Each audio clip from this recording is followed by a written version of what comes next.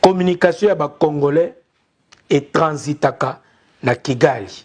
Bandeko, na koloba yango te boyo kango bongo, no comments. Les techniciens de la télécommunication et informatique font une révélation selon laquelle les serveurs utilisés par la SCPT pour gérer la fibre optique de la RDC a été installé par une société privée basée à Kigali. Et c'est à partir du Rwanda que toutes les communications transitent avant d'atteindre tous les destinataires. Cette révélation a été faite en marge du forum sur le numérique, dont Didier Kabou, un expert en data et numérique, indique que cette situation est connue au niveau de l'autorité de la SCPT. Il conseille à l'autorité publique de s'investir dans l'installation d'un serveur autonome ici à Kinshasa pour éviter le piratage massif des communications en provenant et à destination de la RDC. Donc Didier Kabou au micro de Walter Nkoy. Je vais parler de ce qui est plus frappant et difficile à comprendre. À la SCPT, si vous vous connectez, vous faites les tests des bandes passantes, vous allez vous rendre compte que le serveur qui est utilisé a été installé par Axiom Network qui est à Kigali. Le serveur qui est là vous donne les adresses IP, c'est comme les numéros de téléphone. C'est-à-dire que toute personne qui se connecte ici par la connexion passant par la SCPT, la fibre optique, l'adresse IP que vous recevez vient d'un serveur du Rwanda. Et c'est quoi le danger et quel conseil vous pouvez vous donner? Le danger est énorme. Je donne un exemple. Nous passons un appel à partir de nos connexions ici, par WhatsApp ou n'importe quel. Les serveurs qui gèrent les numéros par lesquels sa connexion est reconnue de l'autre côté, c'est un serveur du Rwanda. C'est-à-dire que l'information passe d'abord au serveur du Rwanda, après ça atteint la personne cible. En termes même de mise en écoute. Et ils peuvent avoir toutes les informations de toutes nos communications que nous faisons. Est-ce que la SCPT le sait? Oui. Nous interpellons les autorités de l'État. Nous ne pouvons pas continuer à être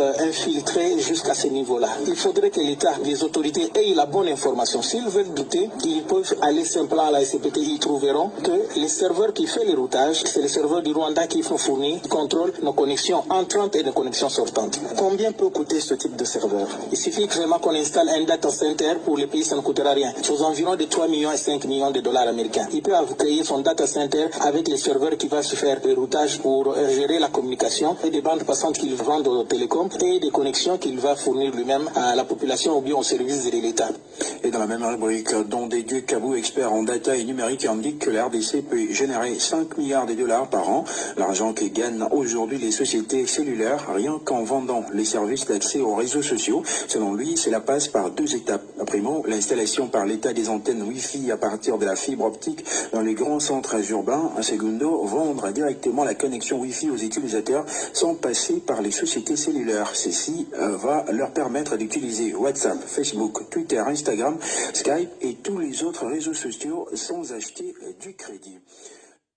Bande koboki binomoko esali pasi. Balbi révélation oyo esalamaki na forum moko elekaki ya numérique. Il y a télécommunication. Boyoki yango bino moko bandeko serveur ya RDC. C'est-à-dire yo bengaka na WhatsApp. Yo bengaka ndeko na yo na appel entrant ou sortant. Balobi et transitaka bongo nanu na Kigali. Na Rwanda. C'est-à-dire nos serveurs sont contrôlés. Mais la révélation toki misusu même l'espace nabiso aérien est contrôlé. Notre tour de contrôle est contrôlé bandeko na ngai. Alors toyoki pena ba mbongo oyo télécommunication epesaka na gouvernement epesaka soki ba sombi yango ezo compter plus de 3 milliards si je m'abuse. Alors que tu auras plus de 5 milliards pour la télécommunication. Ni les autres zangana RDC Somba biloko ya biso moko tous les serveurs na biso moko parce que IP na biso même IP na biso eza contrôlé. Et loko ni les autres zanga na biso moko RDC to comme na propre loko na biso moko. C'est-à-dire même président de la République, même ba ministre tango to solo laka, tango boso sola to sarai espionner, tous à écouter, tous à écoute, biso ba congolais. Bande konangai, je suis pas là pour scandaliser, mais je dis que la vérité. Et ça, moussala na biso la presse, nous devons dire la vérité. Soki to kangi, minoko na biso même a bange ko ganga. Bande konanga o ezali kamuya soni, tika tolo bangota na lingala pour que toyo kanga biso ba congolais. Malgré tout que bato ba contrôleur ba serveur na biso na ba koma koyoka lingala ba espionnera biso toza infiltré partout bande konangai tokende ata na makambo koteka toza espionné, tokende ata na makambo ya foot toza espionné, toya na politique toza espionné, tokende même na ba forêt toza espionné, même na musique toza partout tokomi espionné. Ba Congolais tokomi abandonné biso moko, to éviter même la communication, même nos WhatsApp, même nos appels entrants, sortants, ils ont surveillé, ils ont contrôlé. Oh, quelle infiltration! Bande konanga e salinga pasi, ba mama ba tata bozola nanasi bo qui peut passer oyo, bino bo ta l'émission bo ti bo découvrir oyo, bo partager yango assez ba continue biso, il faut ba agir. To komi infiltré, to komi enregistré. Révélation oyo reçu kate congolais nyonso partager message oyo.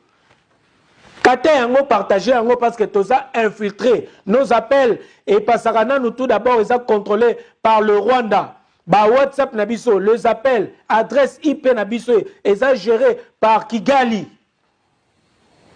Bandeko. Nakobanga eloko te na koloba pona mboka nanga. Je suis congolais. Ceux qui peuvent l'ingénieur Barcelone, sont congolais à 100%. Dessous des pères et des mères. Il y a 50 T.